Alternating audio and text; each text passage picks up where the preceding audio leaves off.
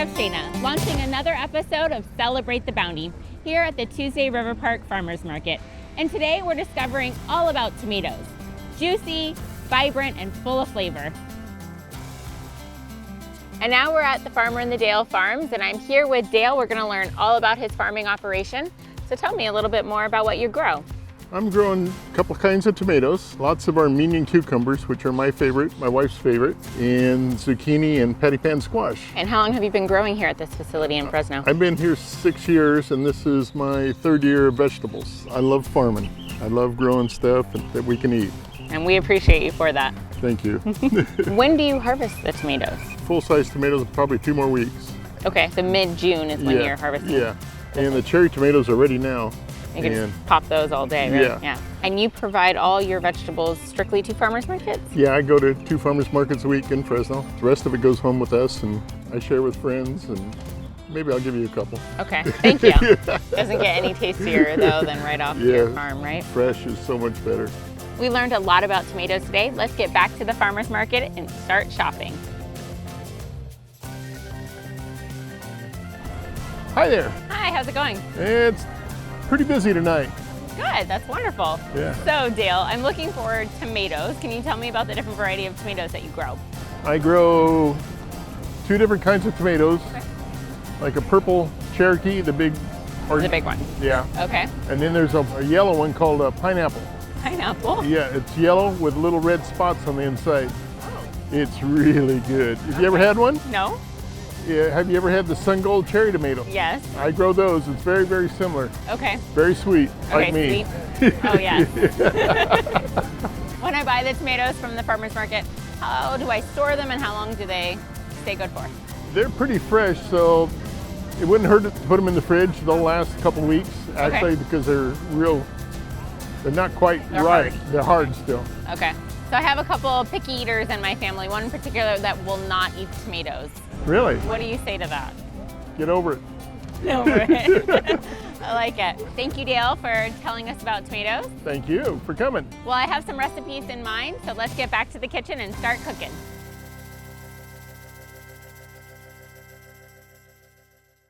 Welcome to Discover the Bounty. Well, we'll have some fun learning about and cooking with California-grown specialty crops.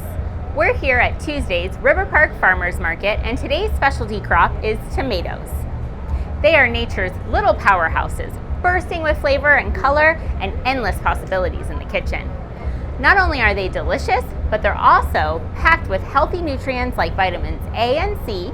They're heart healthy and full of antioxidants, making them a perfect addition to any meal. Tomatoes can be whipped up in a fresh salsa, tossed in a caprese salad, or added to a homemade tomato soup. Talking about all this is making me hungry. Let's get cooking. So today we're making a cheesy tomato pasta. Really simple to make, utilizing your oven, and of course you have to make your pasta on the stove. I started boiling it before I came up so that it'd be ready for us to try. I'm gonna go ahead and turn that off and we'll get started. So this recipe is super simple. My daughters both love it. It's what they ask me to make on Sunday nights when no one feels like cooking, and it cooks up real fast. So we're gonna start with cherry tomatoes and we're gonna put them in a baking dish. At home, I would normally use a 9x11 baking dish and a regular oven. The oven here is just for looks, so we are gonna improvise and use our tabletop oven there. So we're gonna, actually, before I do that, we're gonna use cheese. This is one of my favorite soft cheeses. It's already herbed for us, so it has wonderful flavoring. This is the type of cheese that I love to have in my fridge. So if someone pops by, it's great. You just serve it with crackers and you're good to go. But this is what's gonna make the cheesy base for our recipe today. So we're gonna plop that right down into the center of our baking dish. And there we go. Then we're going to add the tomatoes all around it. And you're gonna just fill up the pan with tomatoes. Then you are going to drizzle a little bit of olive oil and salt and pepper. And then dried oregano. And then you just wanna stir that to coat it. So far, super simple, right? We could do this at home. Yes, and hopefully it's cooler in our own kitchen. I feel you on that one. So you just want to make sure they're all nice and coated. We're going to be roasting these tomatoes in the oven. Before we put this in the oven, we're actually going to use 2 whole bulbs of garlic.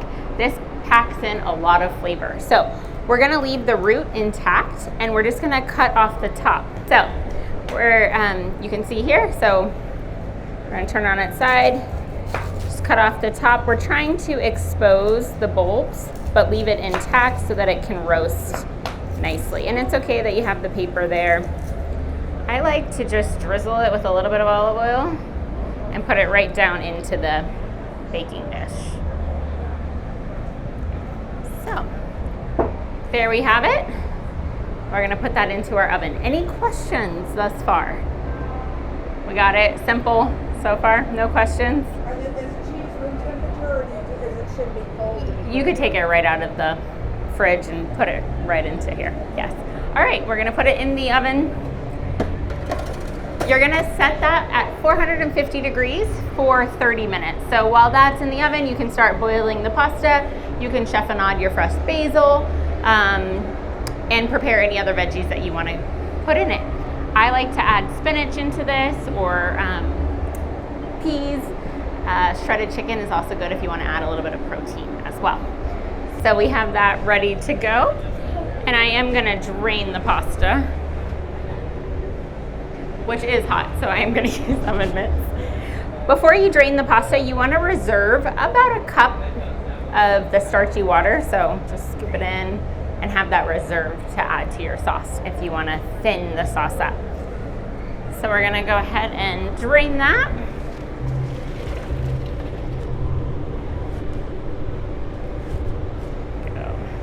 And I use bow tie pasta this evening.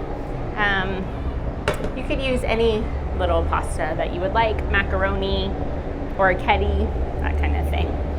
All right, so what you are going to do is take a fork and some tongs, the joy of not cooking in your own kitchen, right? And you're gonna take out the garlic that we roasted. And because it's been in the oven for 30 minutes, these cloves should just pop right out, and they're gonna be nice and caramelized.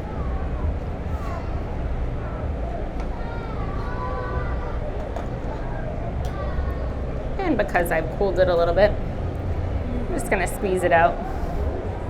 So you want it to kind of squeeze into a paste that you're going to actually end up smashing up and adding into your pasta. So this caramelized roasted garlic is a wonderful spread in and of itself. I like to use fresh garlic, cut the lids off like I showed you, and put them into muffin tins and roast a bunch of garlic at one time. I know you're a garlic fan. All right, so we'll do that to this one. So if you see, you can just kind of squeeze out all those yummy roasted garlic. This has a really yummy kind of nutty flavor and a little bit sweet. So just use a fork to mash that all up. And then we're gonna add it to the tomatoes that have been roasted. Any questions thus far? Okay.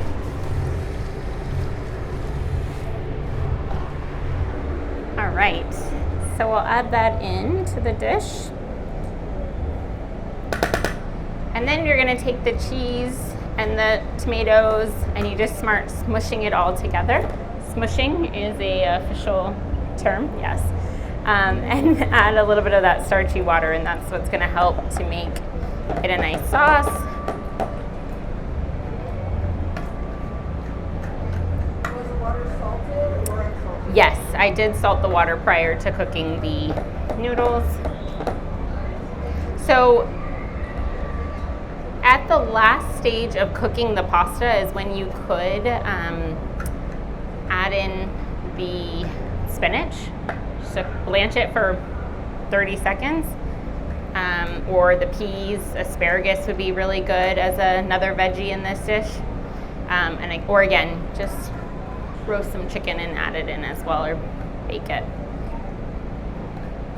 So the sauce is turning nice and cheesy. And then you're gonna add in your pasta.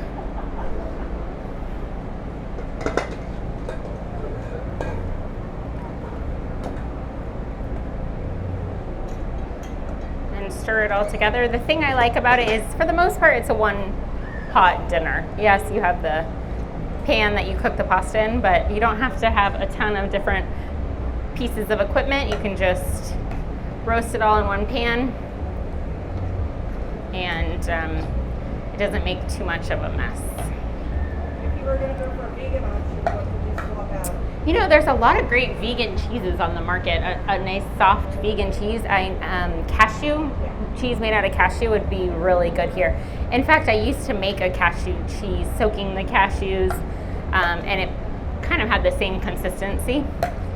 I'd even roast red peppers and then blend it all up to make that kind of cheesy pasta. All right, so we have the pasta. I'm going to chiffonade a little bit of garlic. Nope, fresh basil. So are all the ingredients here locally sourced, like the garlic, the basil, the tomato? Yes, all the vegetables are locally sourced. So the basil came straight from the farmer's market here, as did the garlic. We'll add that in. You can season this with salt and pepper per your liking. Add on some fresh Parmesan or Asiago cheese. Yes, it's a very cheesy dish. And then there you have it. Pretty easy to make. So, yeah, so you guys ready to try it? All right, any questions before I serve it up? So if somebody isn't sure how to chiffonade, could they use kitchen shears Kitchen shears? instead of trying to Cut it? Yeah. So to chiffonade, you're gonna take, let's say, a couple pieces of the basil here, and you could roll it up, kind of make a cigarette out of it, or cigar, I don't know. And then yes, if you wanted to use shears here instead, you could, or again, you just take a sharp knife and cut it down. To ribbon is what it means. And it makes a nice, and doesn't it smell lovely? Yes. Okay, you guys ready to give it a try? All right. Let's get a better serving spoon. We'll go with this one. Another thing that you could add to this would be sun-dried tomatoes too, if you wanted to, if you are a fan of sun-dried tomato flavor. Although I almost sun-dried the tomatoes.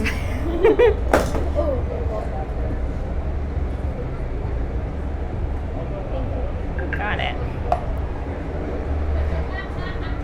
All right. Got it. Thank you guys for coming up tonight. Yeah, this took nothing at all. It's very nice. No, it's super easy to do. And it's a fan favorite. All of my daughter's friends ask for it now when they come over too. Well, when it's hot, you don't want a really warm kitchen the whole night, so basically half hour you're done. Exactly. And really, like, the prep is maybe 5-10 minutes, and then, It's really pretty. yeah, and it's pretty. All right, bon appetit. Enjoy. You guys are welcome to eat it.